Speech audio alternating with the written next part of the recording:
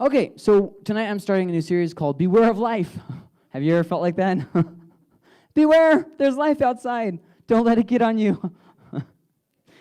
Do you ever feel like life is out to get you?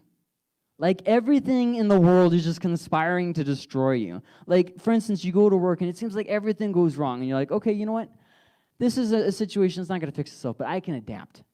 And so you adapt and you learn how to live with it and you get used to it, and then something else happens. It's like, okay, God, I get it. You want me to be miserable. I got it. And then out of nowhere, God's like, no, I don't want you to be miserable. That has nothing to do with anything. And you're just like, well, it certainly feels like you do. And so then you start thinking that maybe there's just this divine essence of energy out there that's out to get you. Maybe it's not God. Maybe it's like this other thing that's out there. Like, you remember on Star Trek where they'd just be going through space and there'd be this powerful something that like you couldn't see and you couldn't hurt it with weapons, and it would like just do all these crazy things. Kind of like that. Like there's just something that's just conspiring. Maybe it's demons behind every door. Maybe I'm cursed. Maybe I don't have any luck. Maybe a past life has reincarnated itself and manifested vengeance against me. And so you start thinking of all these crazy, off-the-wall, just wild theories to try and justify what is going on. Everything keeps blowing up in my face, and I'm tired of it. So I'm glad I'm not the only one. Because sometimes in those situations, it feels like God, the Bible, and the church don't have anything to do with life. Sometimes when you're in the middle of one of those situations, it's like, okay, well, here's the real world, and then here's God, here's the Bible, here's the church. And they just don't really apply to what I'm going through. So we start making up our own stuff, like reincarnation, something that could possibly make sense of this mess.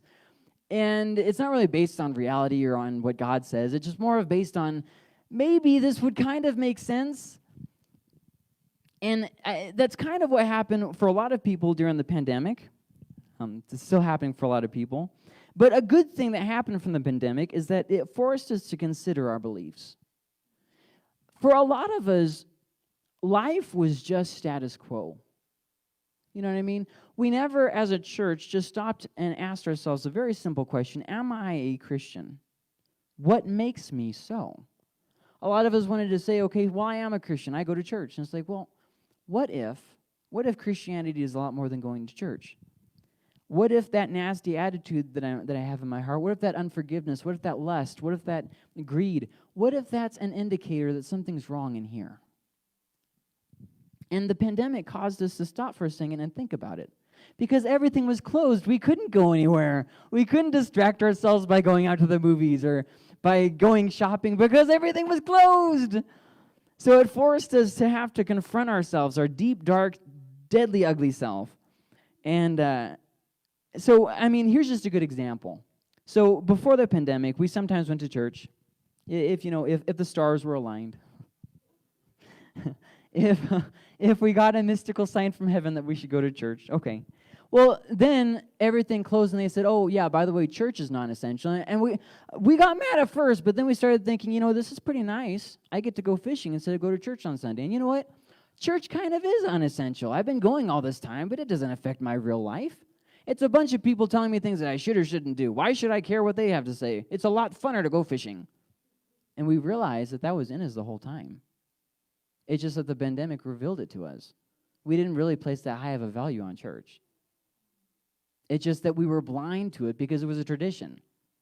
Oh, go to church. Why? Because that's what we do on Sunday, I guess. I don't know. Isn't like God supposed to not be mad at you if you go to church? Like, okay, it's like the nagging parent effect, Okay, Mom, I went to church, now leave me alone. There was a lot of Christians who treated church like that. It has no value to my life, but I'll do it so that God gets off my back. I'll read the Bible, just maybe, I haven't read it in a couple months, maybe I'll just read a verse or two just so that God isn't angry with me anymore. So I can go back to my life, the real world that I live in, and I don't have to worry about the non-essential, irrelevant world of God and the Bible and the church. Well, so then the church was able to open again, and what happened? A lot of us didn't go back to church. We had the opportunity, what we lacked was the motivation. Because we started realizing things that we were doing out of tradition and deadness. Which brings me back to my original question. We never really stopped to ask that really big question, am I a Christian? How do I know? What's the proof in the pudding that this is more than just something that I'm putting on a front to appease someone or so that way I can have good luck or whatever. How do I know that what I'm doing is actually genuine? And that's a really, really good thing from the pandemic. So if you ever stop to think, did anything good come from this? Well, that's a really good thing. You saw a lot of churches that were very self-involved. Almost every single one of them closed down.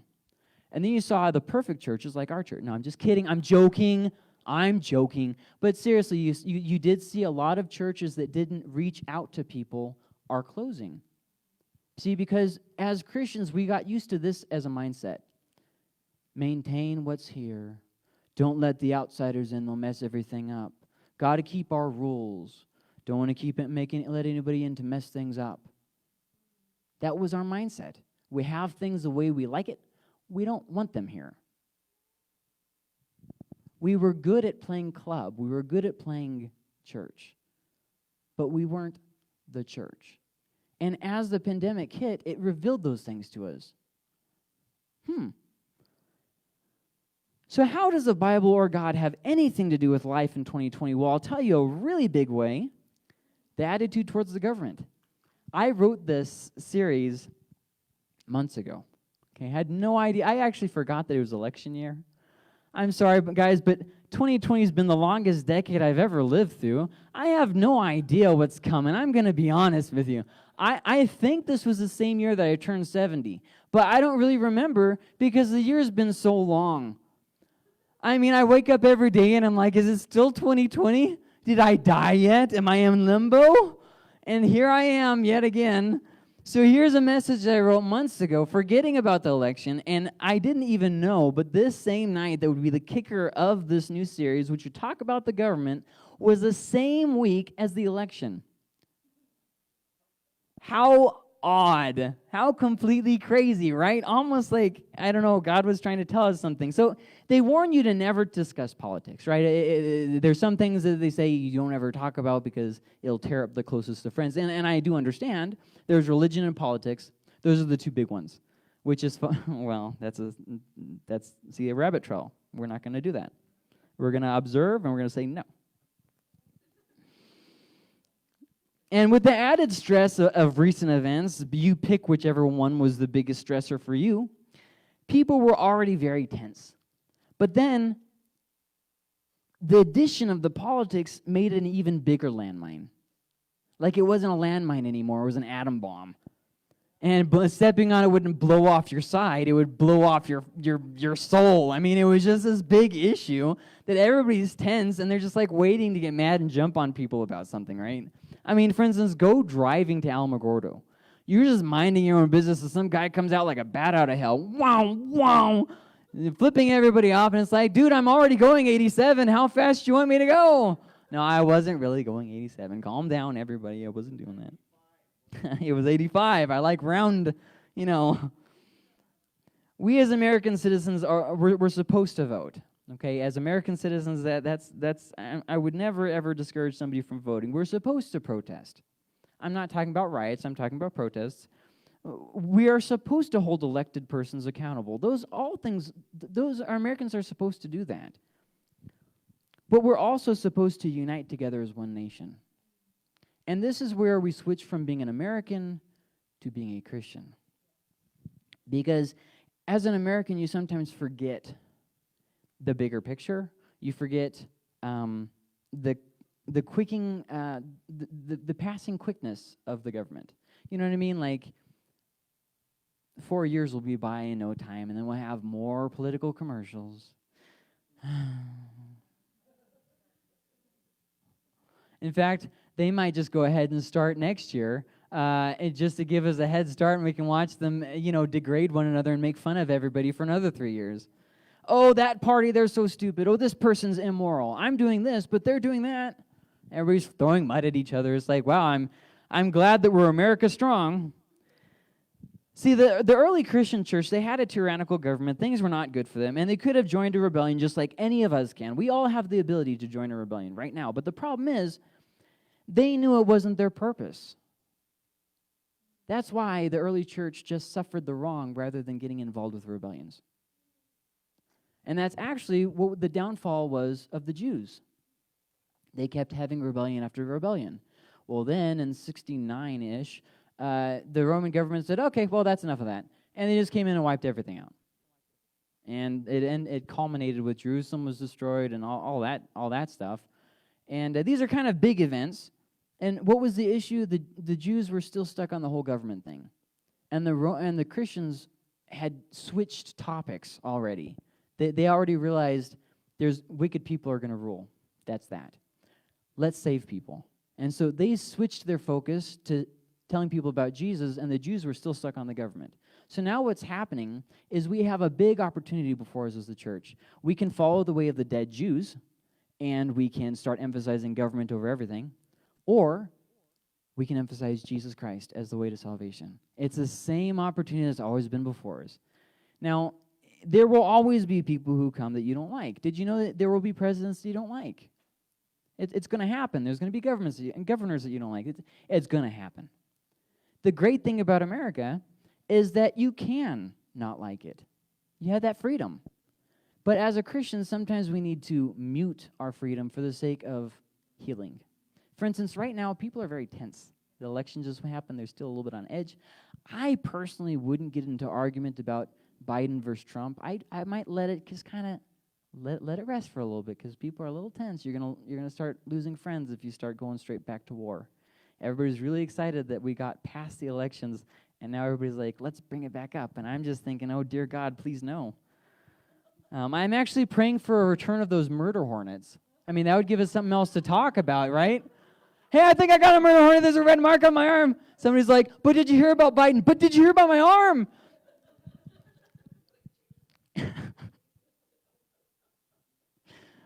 I'm glad you guys are laughing. Seriously, I've seen people very, very tense lately for the past couple of days. It's okay to laugh. It's okay.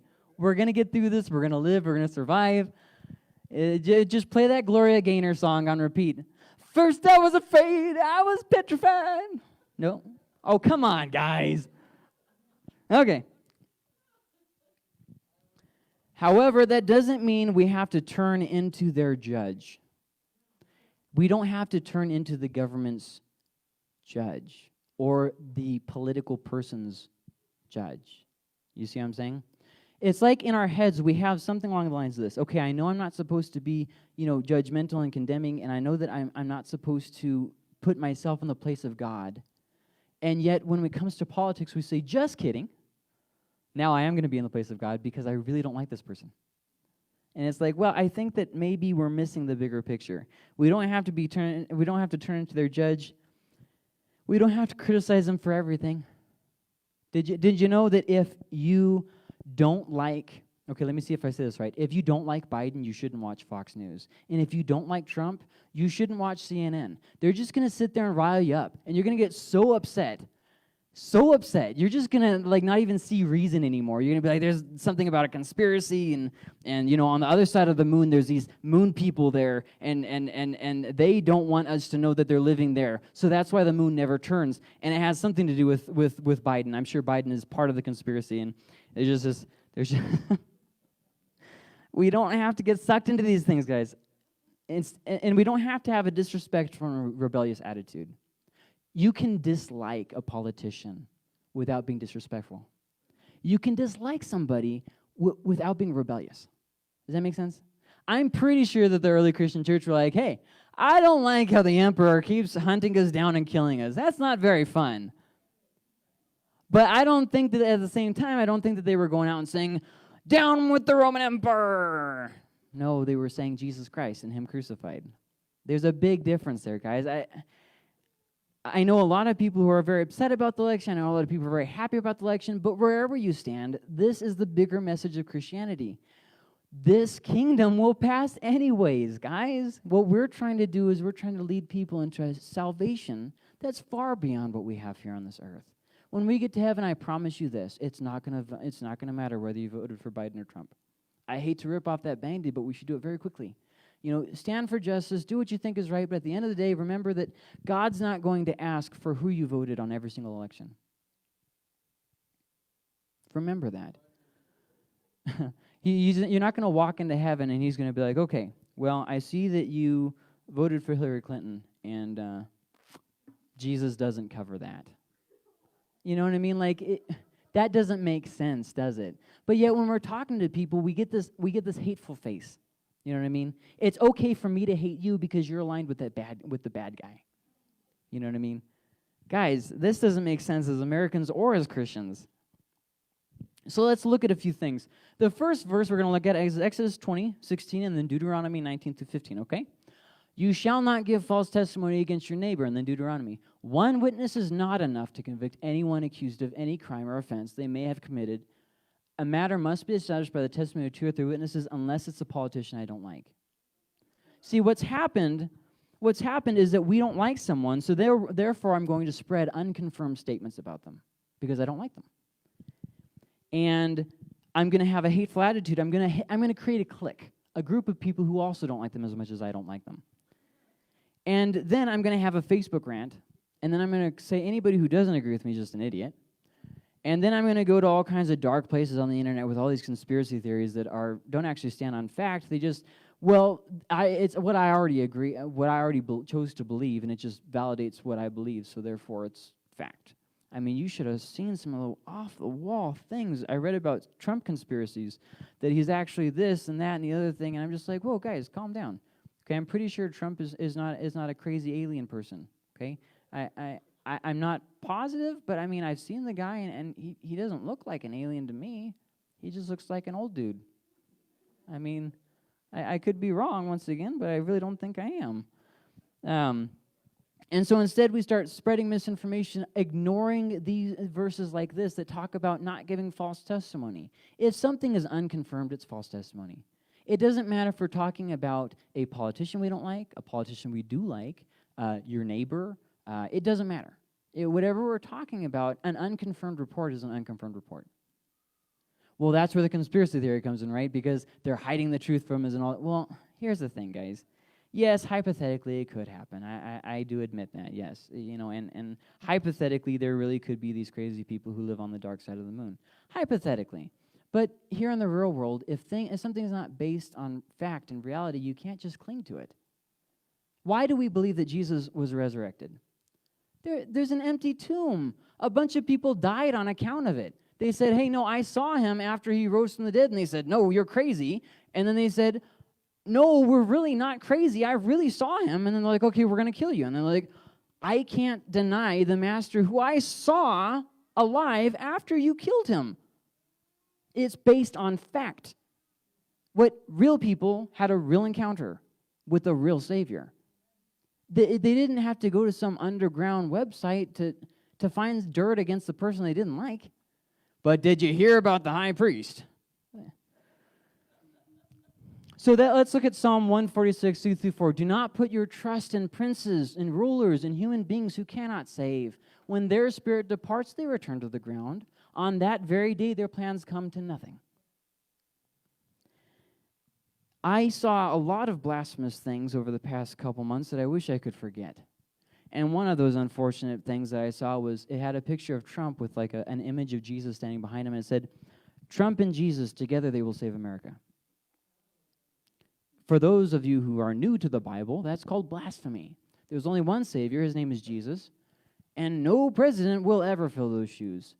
President Trump or no other president is a Messiah. He's not an anointed one. Now, that's just a fact of the Bible. If you believe that there is another Messiah besides Jesus, that's called an antichrist. You're following something other than God, and you really need to evaluate your faith in Jesus. Because if you're believing in multiple faiths, multiple messiahs, that's not going to work because Jesus is an exclusive Savior. He mentions that quite frequently. So Romans 3:23. Here's people got really caught up in the mudslinging. You can't vote for President Trump because he's an immoral person. He said this in a locker room. All this different stuff. I'm not justifying him.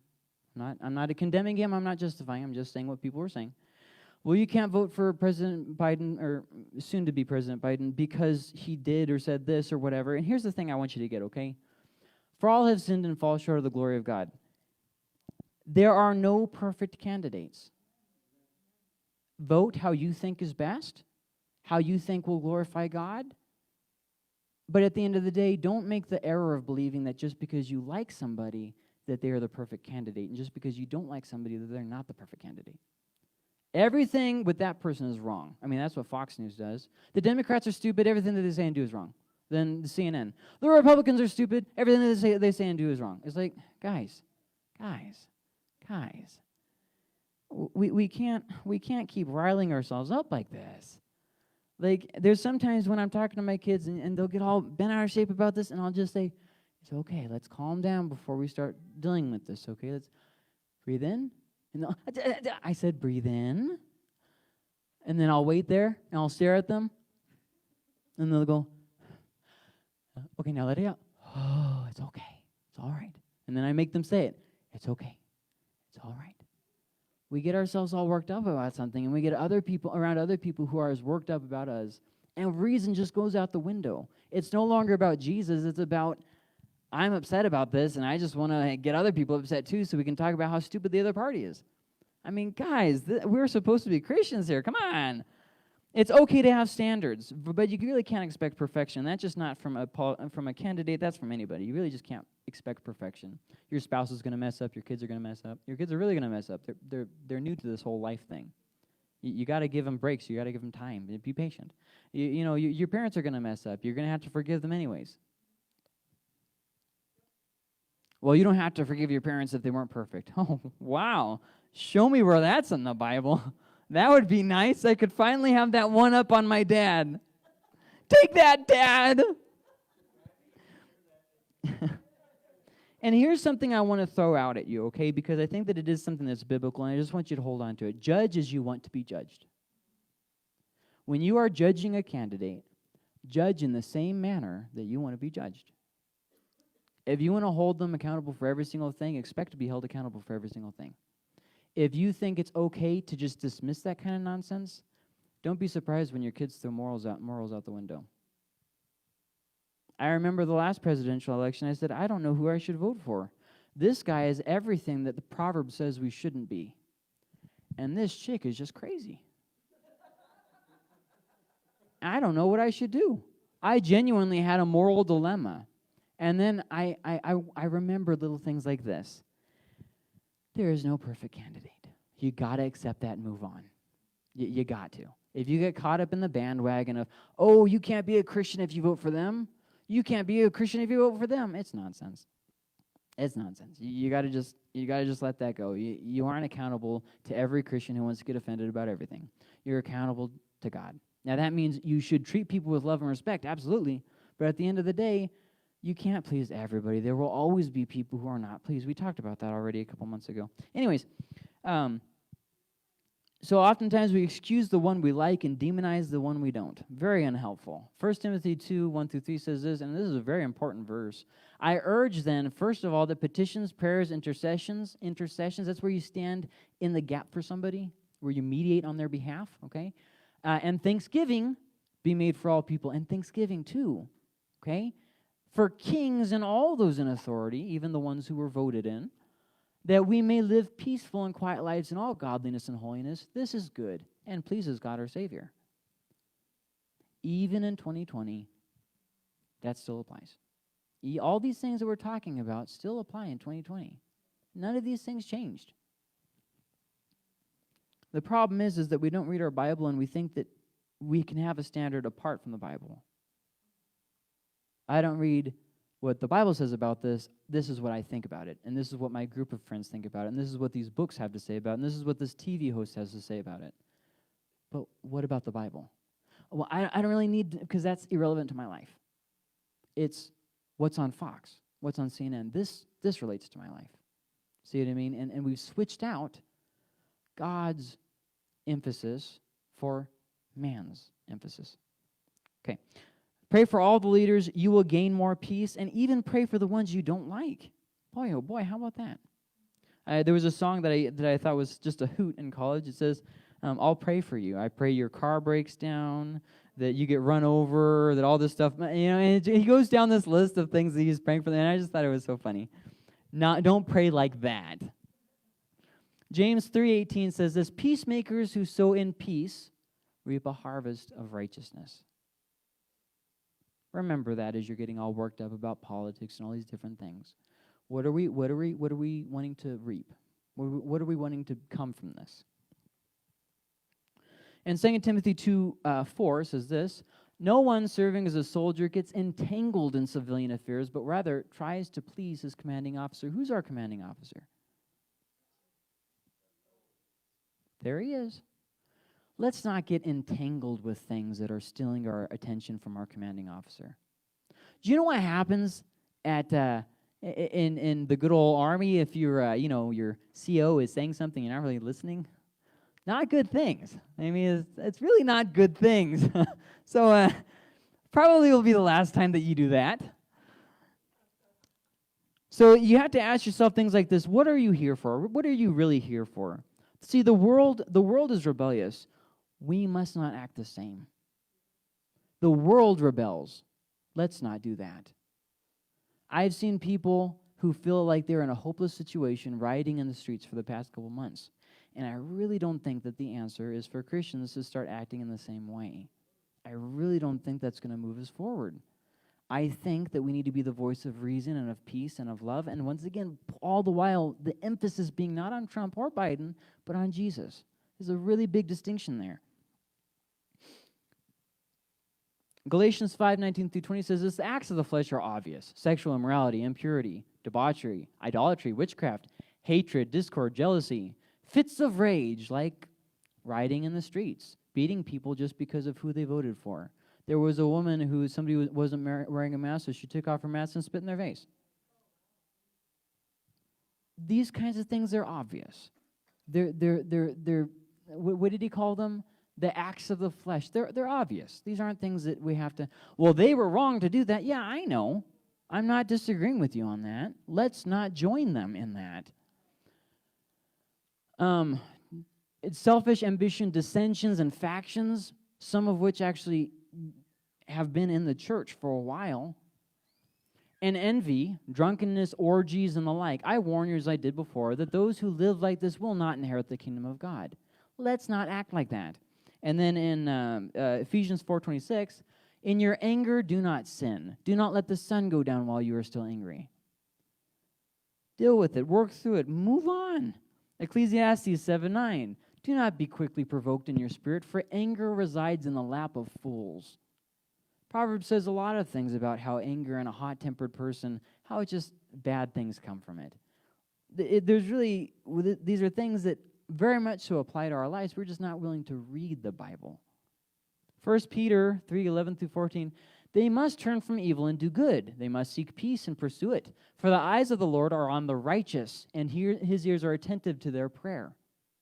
We should be praying. We should be seeking God. We should be reading the Bible, regardless of what happens with an election. In the grand scheme of it, worrying about the election is just completely silly. It's just silly. No. If you are worried about it, Philippians tells us what to do. Instead of being worried about it and freaking out about it, present your request to God with thankfulness, rejoicing, all those good things. Okay, let's reel ourselves back in and let the church be the church and let the world be the world. There's this part where Jesus is talking to this guy and he says, wait, hold up, let me go bury my dead relative. And he says this, let the dead bury their dead. And there's a big message here that I want you to get, okay? Let the dead vote for their dead, okay? We've got bigger things to do. Vote if you feel like you should. Absolutely vote with your conscience. Do what you think is right, but don't get caught up and entangled with civilian affairs when you've got a commanding officer, okay? This is a really important stuff. But the face of the Lord is against those who do evil. Who is going to harm you if you are eager to do good? Now, that's a general rule, not the always. For instance, North Korea. But even if you should suffer for what is right, you are blessed. Do not fear their threats. Do not be frightened. Jesus said in one part, don't fear those who can do nothing more than kill your body. They can't follow you into heaven or follow you into hell and decide where you go from there. Christians must stand for justice, but not get sucked in with riots and rebellions. They will always come. The next generation will have a good reason for a riot too. I promise you. If you don't live that long, let me just go ahead and give you a spoiler alert. They're going to find something else to rebel against. It's something that people who live in sin, they always find sin. Did you notice? A world who doesn't have hope will always find things to be hopeless about. I mean, it's just, you can't be surprised when the world acts like the world. It's just it's something that can't happen. James 1:19-20, which this is a verse that applies to parenting, to politics, to everything. My dear brothers and sisters, take note of this. Everyone should be quick to listen, slow to speak, and slow to become angry. Now, you probably weren't listening to that verse because you're already thinking about something to do with election. Okay, so I'll read it again, and this time, stop thinking about the election and read the verse with me, please. Everyone should be quick to listen. You have 2 ears. Slow to speak. You only have 1 mouth. And slow to become angry. Okay? Slow to become angry. Why? Because human anger does not produce the righteousness that God desires. It doesn't produce a good result. Well, I got really mad. And this is something they have a problem with, pastors who just come up and they just try to move people into feeling by, they do a lot of this and they get things out and they wave them around like Kleenexes and stuff. And, you've seen it, guys. On the televangelists and stuff, they, woo, and then they say, it's a fleck of this. And they don't talk like that in real life. They just do it as a show. And they get all worked up and they do their whole preachy, I'm angry because God wants me to be angry. As the voice of God, I have to be angry about everything. I don't even know what that's about. God's shown me so much mercy. I don't understand how someone who can have an encounter with such a big, immense, merciful God can walk away with that. I really don't get how that happens. But, so here we go and we get ourselves all worked up. And it's like, well, I don't know, Pastor. That seems like maybe our pastor doesn't do that. I'm saying the pastor who does these anger tantrums thing. I don't understand how you're hoping to produce a righteous result by losing your temper on the stage. Treat those you disagree with as Jesus would. You only love to the extent of the person you love the least. And that applies to politicians too. I really don't like that politician. Okay. All right, I hear what you're saying. But you love to the extent of the person you love the least. Remember that. There are bigger, more important things than getting offended, guys. There are bigger, more important things than getting the person you want elected every single time and then pouting if they aren't elected. There's bigger things. The church has bigger things to do. And honestly, I'm a little bit concerned that we're more concerned with the pandemic and politics. You realize that people are dying, right? Well, I hope that we realize this. There's a lot of things going on. There's a lot of very hopeless people. Do you know that between the years of 2009 and 2019, depression in teenage boys rose 74%? That was before the pandemic. That is our business.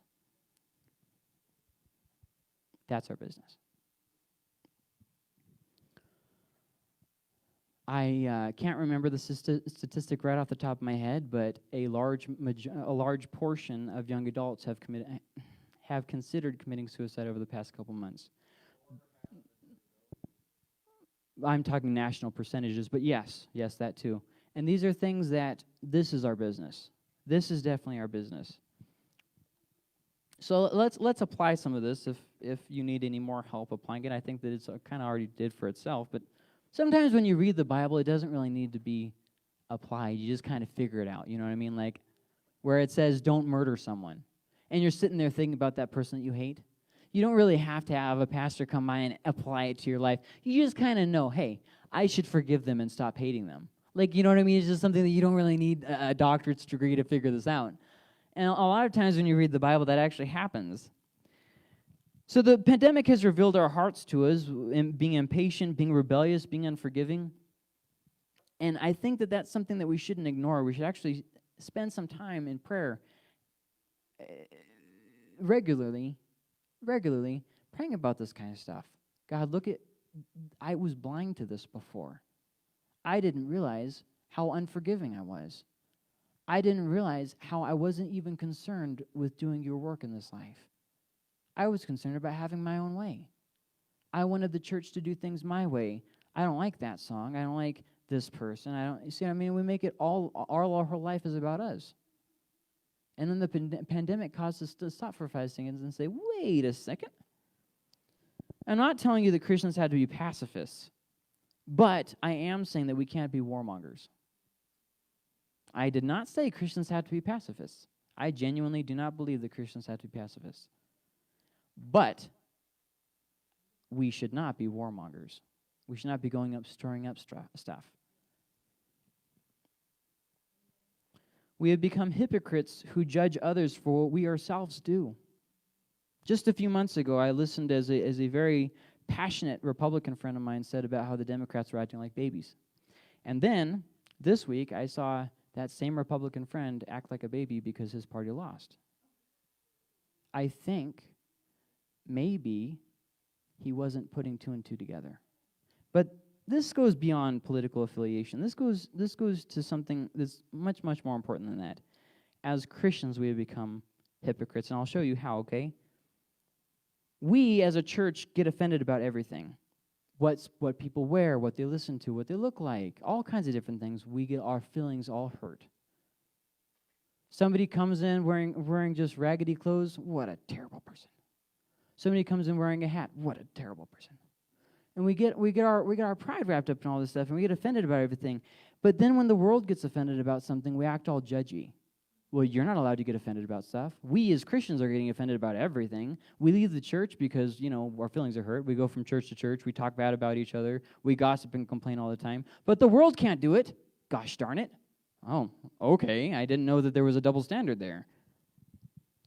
We rebel against the pastor. We spread all kinds of nonsense about him. We stand in opposition to the direction of the church, but then the world shouldn't rebel. They should respect President Trump even though I'm not respecting my pastor, even though I'm not respecting my spouse.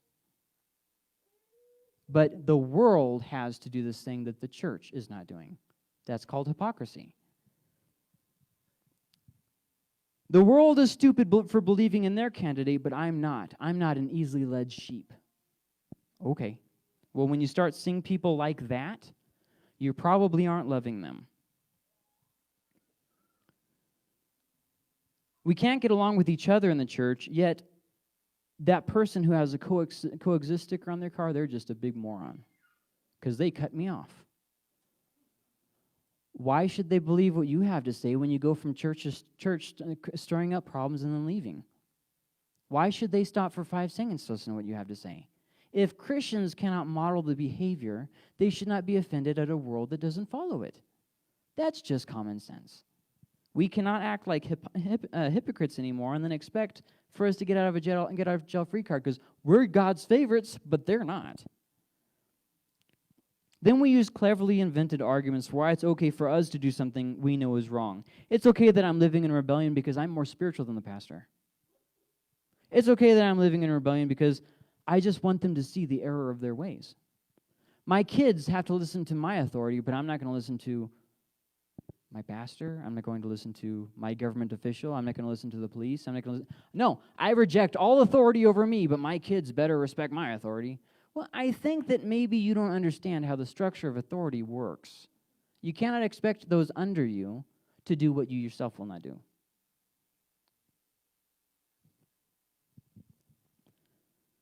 And, okay. Christians cannot be warmongers. Christians should not equal hypocrites. Now, if I didn't offend you with anything that I said tonight, thank you for being a mature adult. If I did offend you, please forgive me. Honestly, I'm not here to offend you. I'm not here to get you all riled up and get you all worked up. What I want to see is I want to see the church remember what the church is about. We have an order of business that is being neglected because of a pandemic.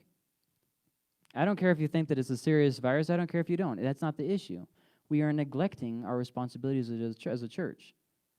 You might say, no, I'm not. Have you been in prayer this week?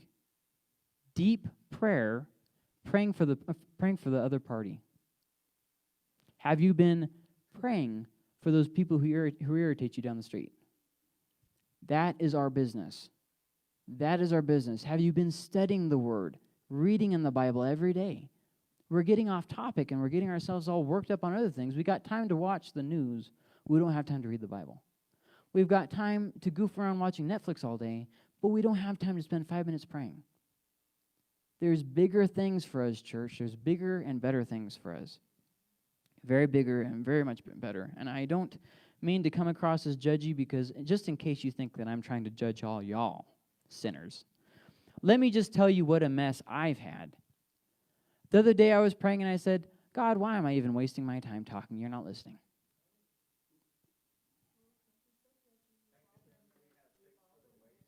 The other day I was reading the Bible and I thought, what a waste of time. This verse has nothing to do with my life.